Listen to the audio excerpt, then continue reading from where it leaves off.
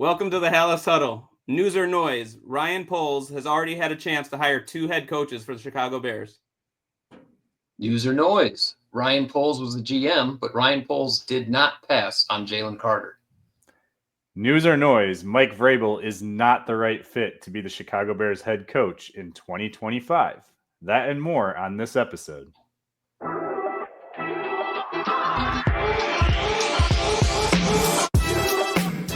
Welcome to another episode of the Halas Huddle podcast. Here are your hosts.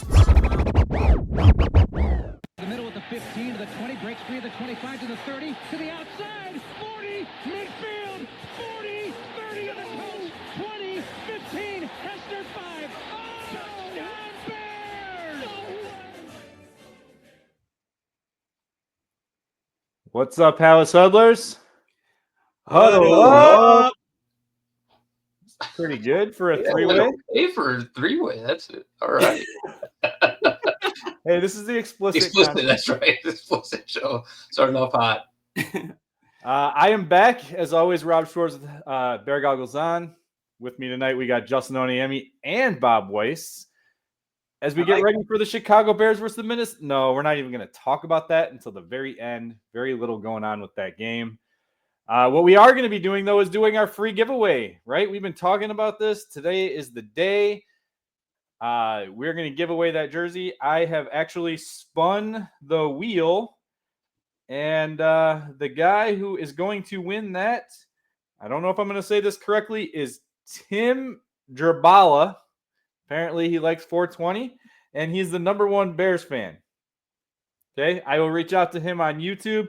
Tim Gerbala, I will reach out, and TimDog420 is his @. So congratulations. We will get connected with you and get that situated. You get to pick any NFL jersey of your choice. Hopefully it's a Bears jersey.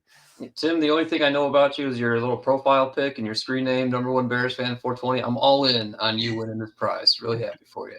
Yeah. For all of those who did not win, please stick around with us. There is going to be many other free giveaways that we are doing. In fact, there's already one in the works, but I'm not going to tell you what it is yet.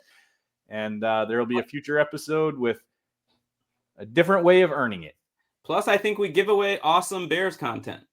That's another reason to check in. That's right.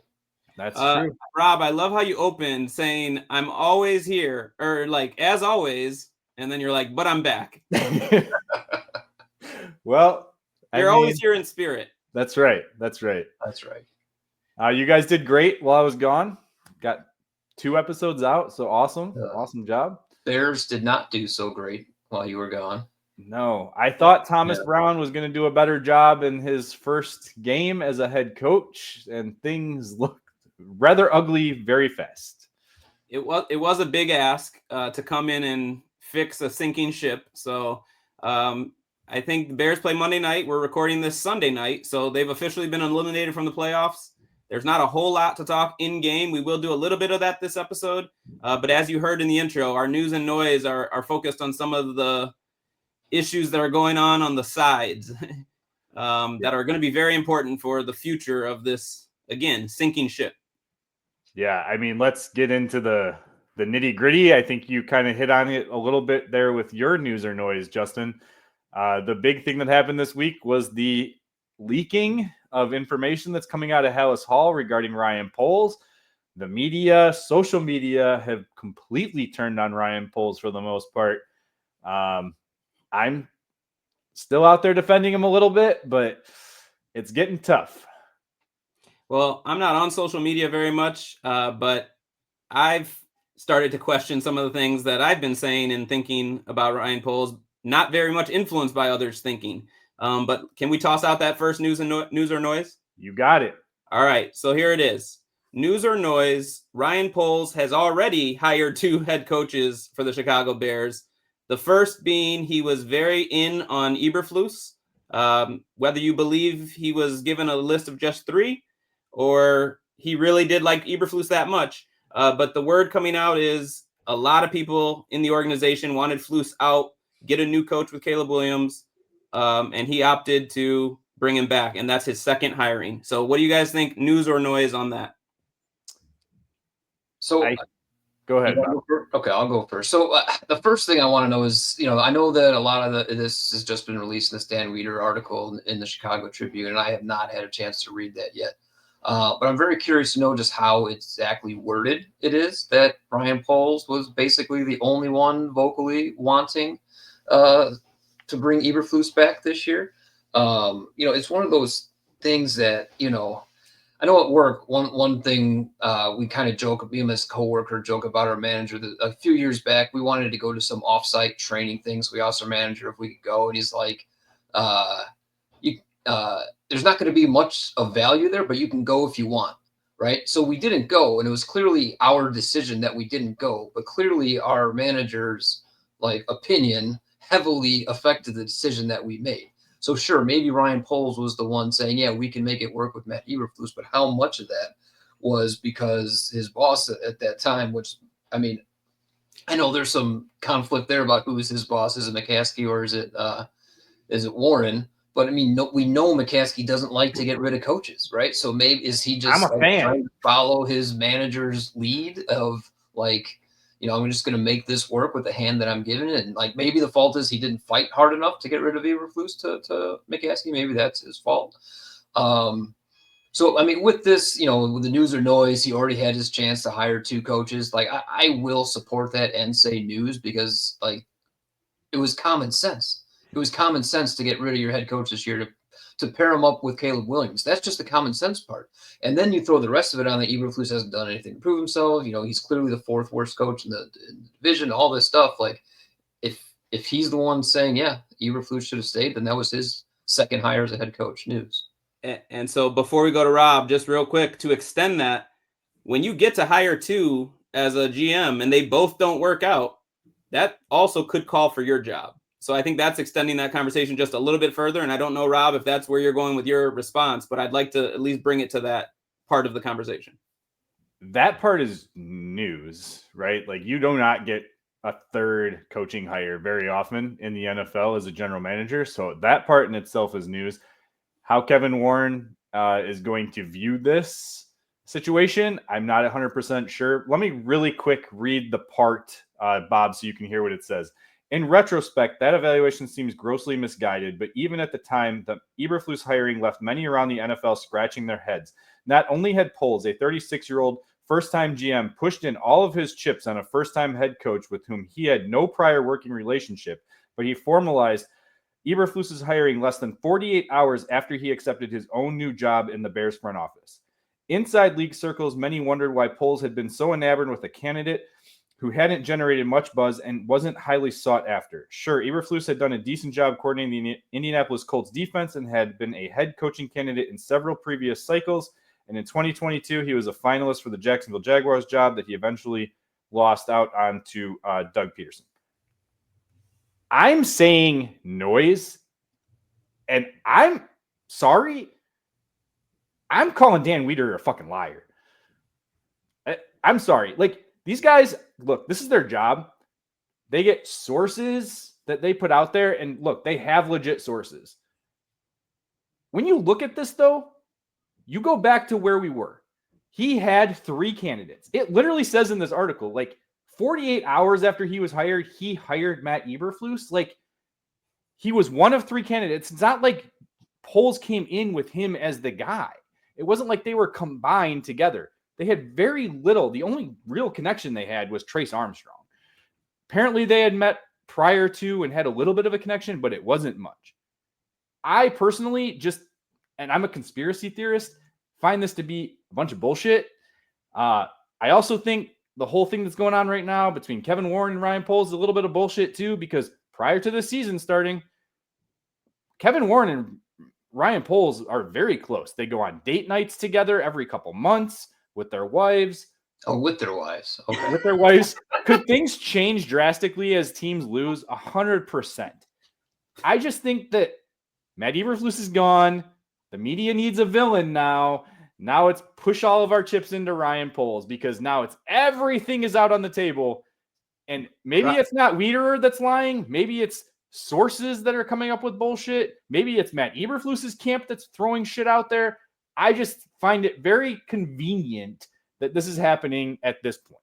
Okay, but the first hiring maybe was given to him, and I guess Yes. speaking more to that second one though, him Again, deciding though, I against don't other think people in the again. building. I think McCaskey's very much involved with this. Reports are from Brad Biggs, who's very well connected. Again, I'm throwing out a name. Says that Eberflus had a 5-year contract, which is a little odd if he had a 5-year contract and Poles only has a 4. Do we know Poles only has a 4, or does he really have 2 years left? I don't know. That stuff isn't really public knowledge. There's reports going into the when Waldron was fired that there were multiple people, including Poles, who were pushing for Eberflus to be let go. Weeks after that, same situation. There were reports that Poles was involved in pushing for Eberflus to be fired, and it was McCaskey who was pushing back. I would love maybe I'll reach out to Gary Ross via text and find out what he knows, because I know he's very connected and he doesn't throw bullshit to me. So I trust that more than I do sources that are put out there from a guy who constantly bashes this team year after year after year after year. He writes the same type of articles, rightfully so most of the time, because this team is crap half the time at this time of year. I just don't really trust. Here's the thing. Let's just end it here. They're very easy to bash, and let's just hope it's a lot cleaner on the inside than it looks from the outside. Because if you're a serious coaching candidate, now I get it. It's a good job on paper. It's a huge market. And if you win, you're the first one to do it in forever. But if it's messy, you could lose good candidates over stuff like this. And who's going to want to align themselves to a GM who's apparently in shambles and we don't know his future? So that's kind of where I think this is news. So, and I think to that point, though, like Warren doesn't have any reason to keep Poles. He didn't hire him. Right. So to push back on my point there, like I'm just saying for that part of it, I think it's news or noise, but I do think it's definitely news worthy for them to finally get that hiring correctly. And if they do go after Ben Johnson, bring in Ray Agnew. If you're going to get rid of Ryan Poles, the assistant GM of the Lions, and put those two together, right? They already have a connection right there in Detroit. That to me seems like the best possible scenario on paper if you are moving on from Poles and you're going after Ben Johnson. So there's a couple ways I still want to go with this. One, I'll follow closely what you said about, where to go now. Like I would back getting rid of Poles as a GM for next year, but the only consideration is that to finally do things in the correct order. I'll sign off on it if they're going to hire the GM first without interviewing a single head coach. Hire the GM and then let the GM come in and conduct the search for the head coach. But if it's just going to be Kevin Warren conducting both searches at the same time anyway, that doesn't do anything to lead me to believe that this is something that's going to work out. Maybe a package deal, like what you said from Lions, kind of makes some sense too. Package deal, similar contract, so it's all in one. But and coming from winning polls, and then hire a head coach, and then hire a GM after you figure it, like none of that makes any sense. So I'm willing to let Poles be the other, sacrificial lamb here if it means we can finally get a semblance of order on things. And obviously you want to go president, GM, coach, then your quarterback. We already got the quarterback. I have to think Caleb Williams is good enough to kind of overcome this nonsense, hopefully, if they get it right this time. So that's good. The other way to kind of this conversation is interesting is, first of all, what you just read of Wiederhurt, nothing in there made me think there's anything more than what we already thought we knew, but he just wrote it all in one piece to make it seem like it was well sourced and all that. So I kind of agree with you there that this is kind of bullshit. But the other thing is there's been a lot of talk this week about power struggle up there, right? So where did any information that might be new or confirmed come from is a little bit questionable too. I mean, not to just be a complete Ryan Poles apologist. We'll get into more later this episode of everything he's done wrong. But if that's Kevin Warren, throwing Dan Weeder a couple bones here so that if he has to move on from Ryan Poles, he's got more support about it. I mean, that's pretty shady too. Yeah, but the weird thing is with that, it definitely seems like it could be from Kevin Warren, but literally less than 2 weeks ago, he was saying he's the GM. He's going to be the one that's in charge of the hiring of the new head coach. So did something really happen within that? I agree with you, but I mean, how many times has a GM given a head coach that dreaded vote of confidence only to fire him 2 weeks later? And let's be honest, If the It could Bears still get a lot worse. if the Bears beat the 49ers, are we having this conversation at all? No. Right? And not What only if did they they not show beat up? them, they just like didn't even show up. So it's like, if I'm Thomas Brown at that halftime of that game, I thought about this after we recorded, but like, don't you just tell the players, look, guys, clearly it wasn't Matt Eberflus. It was you. Show up and play some football. Maybe, I mean, maybe that's what he said. They looked a little better, but they popped. They tried. But I mean, at the end of the day, that's Ryan Poles' fault for the locker room, the roster. So, all right, we can't do that long for each news or noise. No, this is the big one.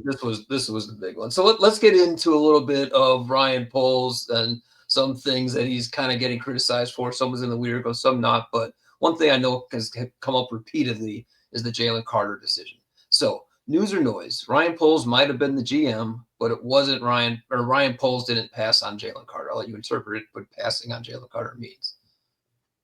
You want me to jump in? Yeah, why don't you go first, Rob? Yeah, so that's news. The decision to not take Jalen Carter was the right decision. Not only was this team not set up to be able to handle the situation from a PR standpoint, from a player standpoint, that was coming out with the Jalen Carter incident, with the 2 people dying, with the drag racing incident. That right there was one reason just to move on. 2, moving down 1 pick and getting a 4th round pick and addressing the offensive line, which every fan seems to be, oh, he doesn't address the offensive line. He literally used a top 10 pick on an offensive lineman who is I won't say elite at this point. He is a very good right tackle. Every piece of analytics shows he is a very, very good right tackle. Better than I thought he was going to be, because I wasn't even that high on him coming into the system. It's definitely news because of how it's written, but the way that people are like portraying it. And let's also add in the fact that they got Gervon Dexter, who has taken a huge leap in year 2 and has, in my opinion, been playing, I said slightly better in my tweet. I'll say just as well. I'm going to backtrack that a little bit because I did watch a little bit more Eagles film, and Jalen Carter does make some noise without actually hitting the stat sheet. But Gervon Dexter does too. So I'll say news. How it's phrased is I'm a little confused on what the issue is, because to Rob's point, I think it was the right move. I mean, here's the thing. This organization is very dysfunctional. And the thought, it wasn't the Bears picking at number 2, passing on Jalen Carter. Number 3, they were the 9th pick. A lot of teams passed over Jalen Carter, who, from a talent perspective, might have been the most talented prospect in that draft, or top 3. And I get position of need and all that. But when you're picking early, you need everything. And he was supposed to be one of those kind of like generational talents. So I don't know if like this was trying to say this is another Poles mistake, because if that was his decision, I'm giving him credit for making that decision. And if it wasn't, then that just points again to what are the Bears doing up at Halas Hall, because he's the GM. He should be making the final call on something so big, like a trade of a top 10 pick. Yeah, so I'm going news, but I'm going a little bit different route than you guys, because I don't think it was Ryan Poles' decision to not draft him. I think George McCaskey took him off the draft board. I think the owner said, we're not letting this guy in our building. I mean, you can't even swear on Hard Knocks. He's associated with, death, and possibly at fault for it, right? So I doubt the Bears were the only team, if that is the case. No. But I'm just saying, how could Ryan Poles? And I do like Jalen Carter a little bit better than you guys. Apparently, I do think that he's I guess a game wrecker. I mean, he's a guy that the other team is absolutely accounting for every time. Gervon Dexter's not in that conversation. Darnell Wright's not in that conversation, right? Like Jalen Carter is a monster. Maybe the production isn't there, but sometimes production for defensive linemen is a little tricky to get a hold of. But if he's constantly getting double teamed because he's the focal point of that defensive line, then he's a game wrecker. You might be surprised to know that Gervon Dexter has similar double team stats, since Andrew Billings. I'm really very surprised to hear that. His pressures are very similar. He has more sacks and he has less snaps. Okay. Well, and I wasn't really bashing Jalen Carter as much as I was bashing the Bears being able to bring in a guy who has so many question marks and red flags, as opposed to a championship caliber organization like Philadelphia, where I think they're getting. So my whole part of this is people are just putting this as a check in the negative for Ryan Poles, and we're all coming up with different reasons why it's not. But I'm just saying, like, I don't even think Ryan Poles got to make the decision about whether or not he wanted to bring him into the locker room, make the decision about whether it was the right fit or anything like that. Like, it was just out of his hands completely. George McCaskey said, "Don't take him. We're not taking him." Well, and to his credit, then he traded the pick and got something instead of just selecting someone else, like other teams may have done as well. I don't know. Let's take a break and come back with where Ryan Poles has gone wrong, because there's a few things I want to point out there. And then we'll talk about the Mike Vrabel situation before we end the show. A little bit about the game. Maybe. A little bit. The Bears might not win. For now, for those of you who are listening as a podcast, I'm going to do this for Dr. Truth. If you're listening to this as a podcast, this is an ad break there. It will be an ad break. That said, things have changed, and you have to have so many ad breaks for the length of episode that you do. And for some reason, we have multiple ad breaks that I can't control. I apologize, but I do like to have at least one little gap for us to take a break, come back. That's what this is. For YouTube, you get to see our link to our sponsor at our sign-up page, signupexpert.com/huddle. If you're looking to make any bets, find the best sign-up offers and all the best odds, because you see all of the sports books in your region. Sign-up page, signupexpert.com/huddle. Here's the ads.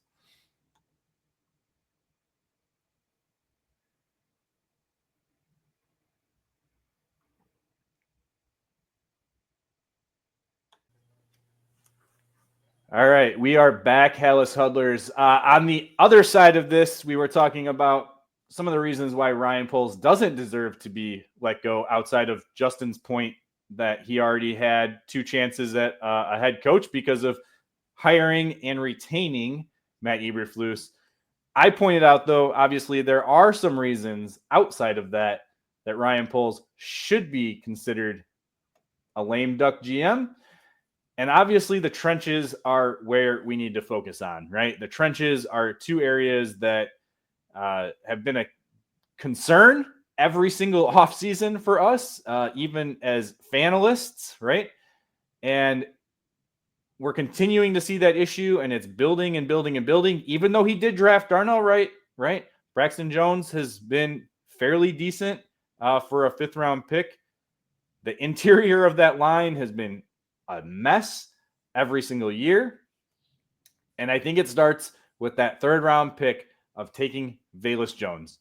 I understand you needed weapons, but you're tearing that thing down.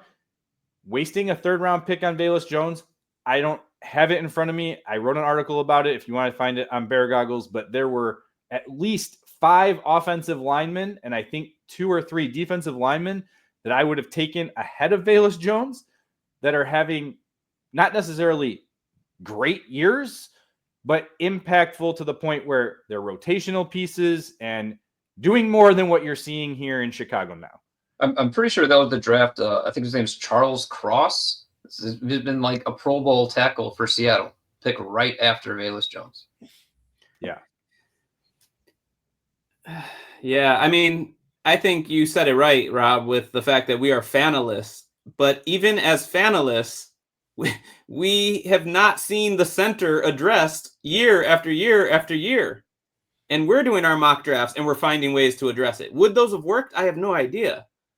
But as a former lineman, as somebody who says he's going to build this team properly, and then to come in saying that this particular team that was so hard to make had the deepest O-line that's ever, he's ever since he's been here, and this is what we see, that's super problematic. You can nitpick. I mean, GMs miss picks. I don't know what the actual hit rate is. You're going to miss picks. But to have not addressed an entire unit, and then you get some of it luck, some of it skill, some of it swindling the Carolina Panthers, but you get an asset like Caleb Williams as your potential franchise quarterback, and you don't have a line that can block for him.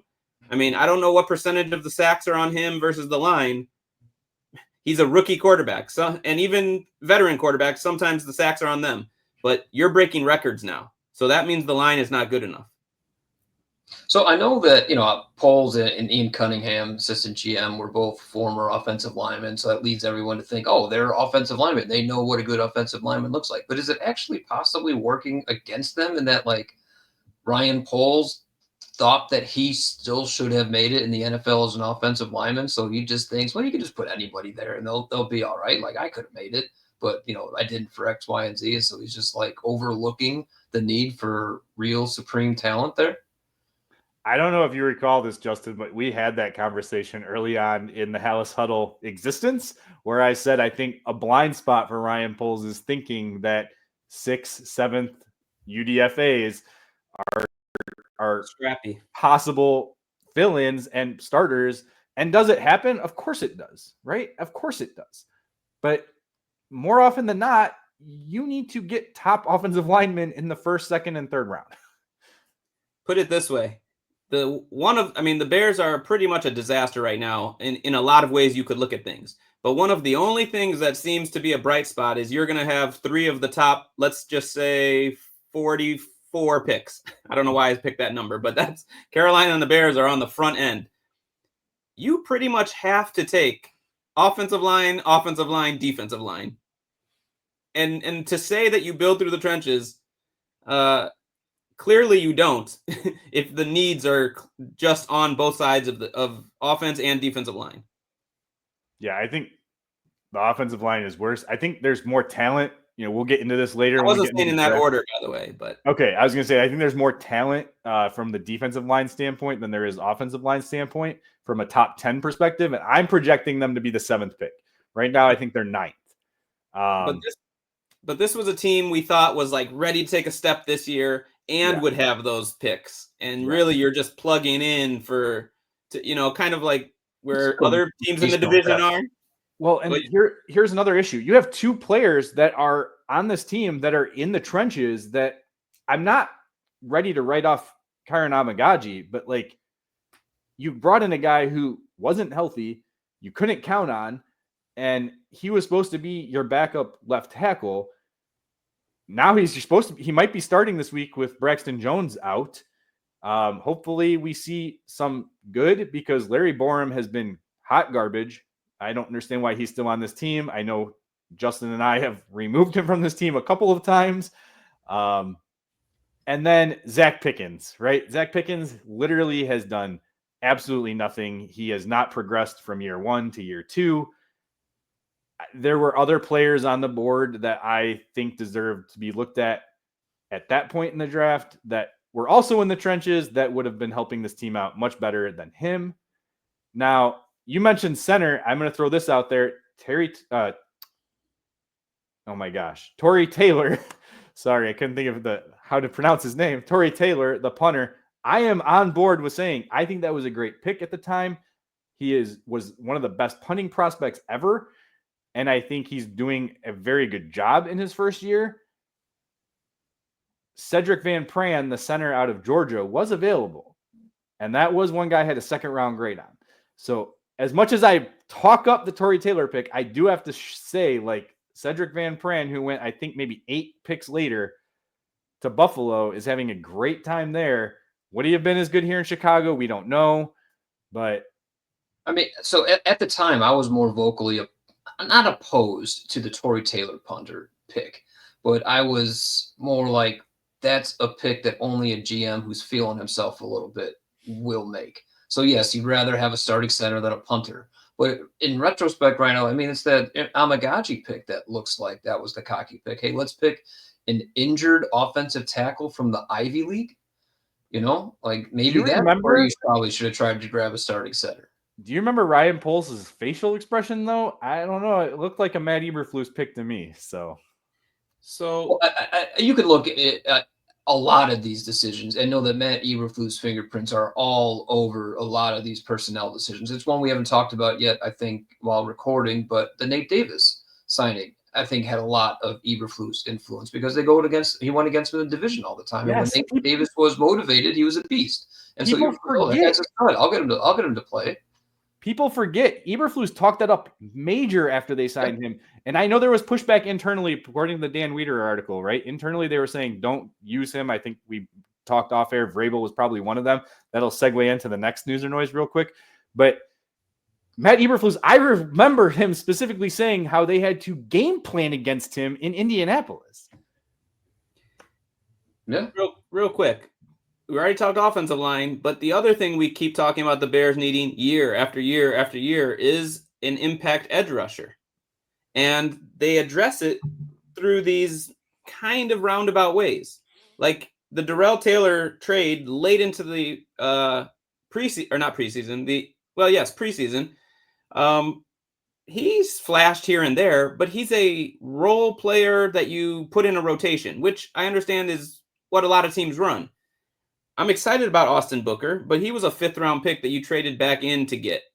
We're talking like the big impact players that if you can draft them at those positions, it's similar to having a quarterback on a rookie deal, having an edge rusher of impact on a rookie deal, as opposed to having to go through trading, go through free agency. They put themselves in a good cap situation. Maybe that's going to be another thing for a new GM to walk into, because some of these things that Ryan Poles has not done may cost him. I love the Roma Dunze pick, but Jared Verse is looking really good right now. Just saying. Jared Verse is looking really good. And I'm glad that you brought that up a little bit because I still, like you guys know, I'm pretty firmly in the best player available camp. And I still think Roma Dunze was the best available player at that pick. It's unfortunate that the rest of the roster construction, the way it's done the previous years, had left these holes in the trenches where maybe you should have drafted for need in the first round, grabbing Verse or grabbing Olafon, like one of those Olu tackles. There were like 3 of them, right? They started with Olu. I understand like, oh, we should have drafted for need in the first round, but I still think that Roma Dunze was the best prospect available at 9. And they took the best prospect available.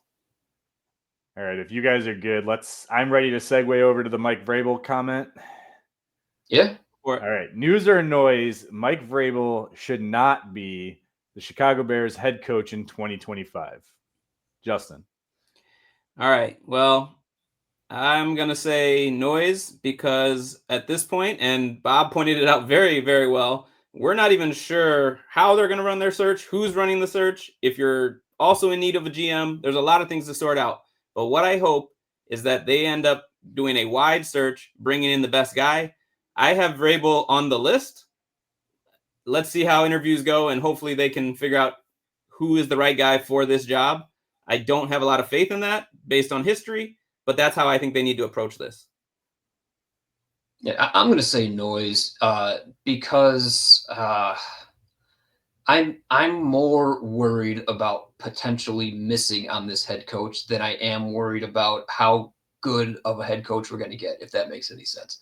I will gladly sign up for the 18th best head coach in the NFL if I know that he's, at worst, the 18th best coach in the NFL. I'm not interested in taking these home run swings and maybe finding the next McVay or Shanahan, if it also means that we might end up with the next, Nagy or even Zach Taylor on the Bengals. Is he really some stellar head coach? But he's an offensive guy. I'm just not. We can't miss. We cannot afford to miss. So just give me the safe option right now, and we'll figure it out later. Caleb will be the difference maker, not the head coach. I'm the one that called this one out. I'm the one that wrote it. And the reason I did, and I'm going to say it this way, and then I'm going to backtrack a little bit, but it's news. It's news. I am out on Mike Vrabel. I was the one that brought up Mike Vrabel in the other episode. I would have if you didn't, but yeah. And it was like one of those things like, oh, I'm shocked. There's a defensive-minded coach that I wouldn't mind here in Chicago, right? And it was Mike Vrabel. The reason being, the guy was a winner. He literally was a winner. I know he went 3-10 on his way out. At that point, Tennessee, I think it was his 5th or 6th year with the Titans. At that point, Tennessee was in shambles. Okay, it was from a player perspective, not just a coaching perspective. I am out for the simple fact of over the last 6 Super Bowls, 11 out of the 12 head coaches that were in that game were offensive minded. The one that wasn't was Bill Belichick, and he had Tom Brady. It was in 2019. He was the latest of them. So the last 5 out of the 6 Super Bowl winning coaches were offensive minded, which means the last 5, literally 5 in a row, offensive minded head coaches. I just think I've been this way for a while. The league has gone this way. It's shifted. I'm done with it. Yes, I understand your point, Bob. Like, let's get to we are so bad. We want to be like a little bit better than average, and that would make us happy. I kind of want to go like a little Jim Mora here. Like, yeah, Super Bowl. Who cares about the Super Bowl? I just want to make the playoffs.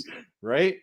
But I will say one thing that is going well for the Mike Vrabel fact is second head coaches who have failed or left their job and have come back as a second head coach are also very successful, and that would put him in that category. So it is possible they make the playoffs every year. I just feel like if you want the best, you got to find an offensive-minded coach. And I'm not saying it's Ben Johnson. I like Ben Johnson. He had a rough showing today, but then came back. I don't know if it's Liam Cohen, who was almost the offensive coordinator here in Chicago. He was interviewed, but now is the offensive coordinator in Tampa Bay and having success. There's guys I can't out wait there. to see the overlap between the list of offensive coordinator interviews before this season and head coach interviews next season. And all these guys that we hired Shane Waldron over are now coming into the building again to like be a head coach. And then I'm also worried, I'm very worried about egos in this situation. Is Kevin Warren going to be humble enough to be like, yeah, we missed on you last year, but we're going to bring you back in to be a head coach now? I'm very concerned about that. He did say that he likes a guy who admits their mistakes and can say where they went wrong. So maybe.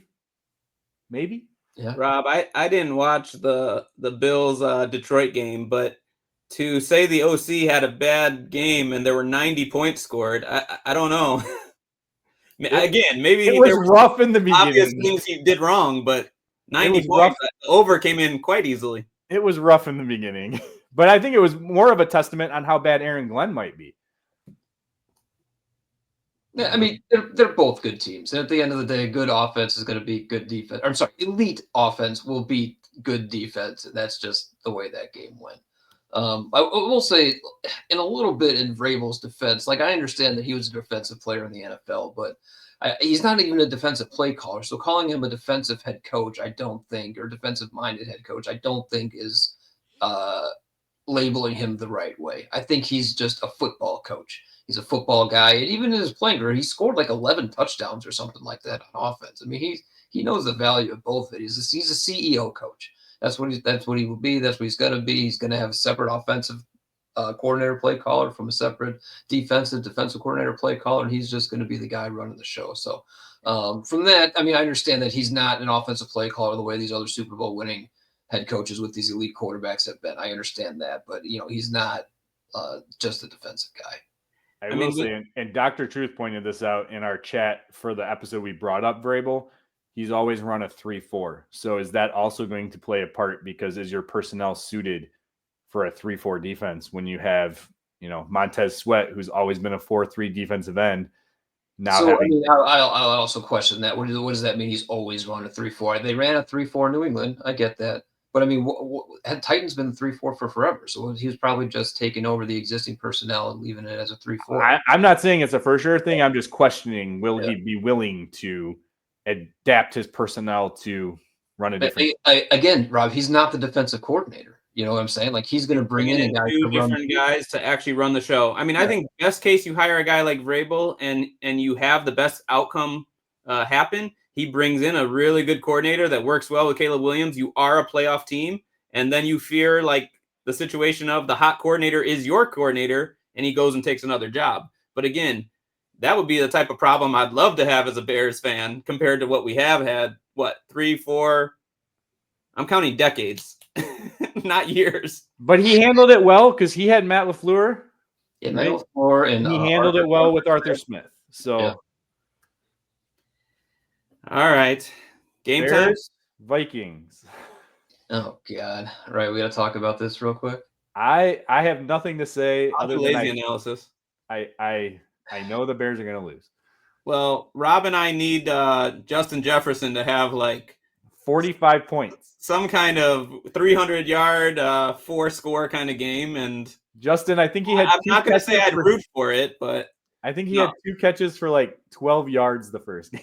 No joke. I don't know what we're about to see tomorrow night with the Bears, but what I hope is that the offense somehow starts to click a little bit. I'm not even going to talk win-loss. I mean, to Bob, you keep saying it. It's not like it's tanking for a draft pick at this point. I just don't think they're – I mean, the teams they're playing the remainder of the year have true ambitions of going on a championship run. Right. And they're not going to lose to a team that's in shambles and spotty at best. But it's can a the very Bears go up important that? game. Very important game for the Vikings. Very Exactly. important game for them. Exactly. And So this team that the Bears are in their way, and we have no idea what Bears team is going to show up. it'd be great No to play clue. spoiler, but you're going to have to be spoiler 4 weeks in a row at this point. Yeah. So, I mean, whatever. You want the Bears to win. You know, as we keep saying, there's no advantage to tanking. The number 5 prospect in this draft is the same tier prospect as the number 13 tier prospect or number 13 prospects. It is what it is. You want them to compete. You want them to win. But, like, I mean, should we not even predict a score? Should we just predict if they're going to get a first down in the first half? I want to predict if it will be obvious to the casual national viewer that the Bears are like a serious football team, or will it be obvious they're not?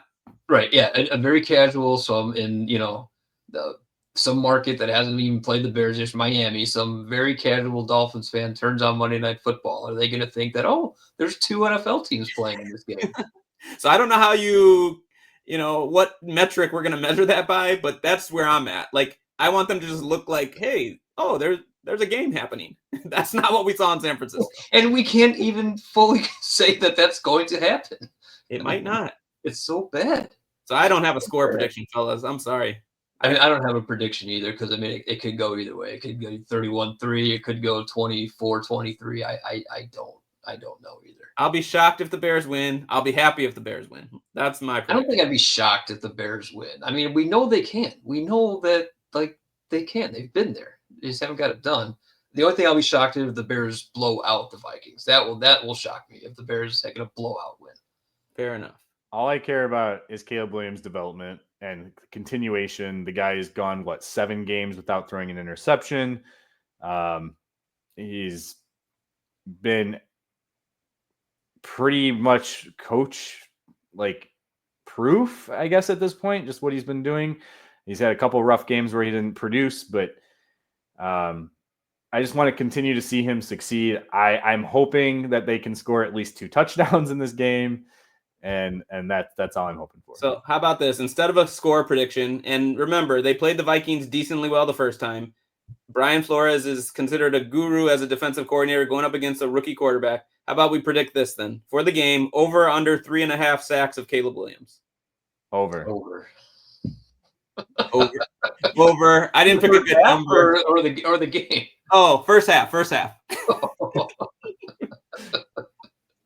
Over. Oh, still over. Okay. They suck in the first half. But we hope, come on, guys. We need to see something better than that. I don't know. Get the ball out quick. Yeah. No time to sack them. How about over-under? Half of a first down on the first drive of the game. Over-under. First drive? Under. I'll go over. 3 and out again? This is the week. If I'm there this week in practice, the only thing I'm doing is figuring out how we can get a first down on our first possession.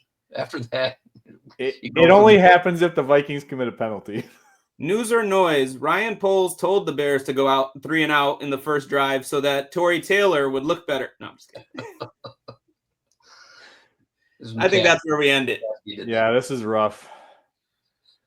All right. Well, we'll see what happens at the end of the year. It's possible that Black Monday becomes a thing for Ryan Poles. We still got 4 games left. Here's the real question, guys, that I need you to answer. Do I abandon my family's Christmas on December 26th and go to the Bears-Seahawks game because I was offered free tickets in the United Club on the 50-yard line Bears side?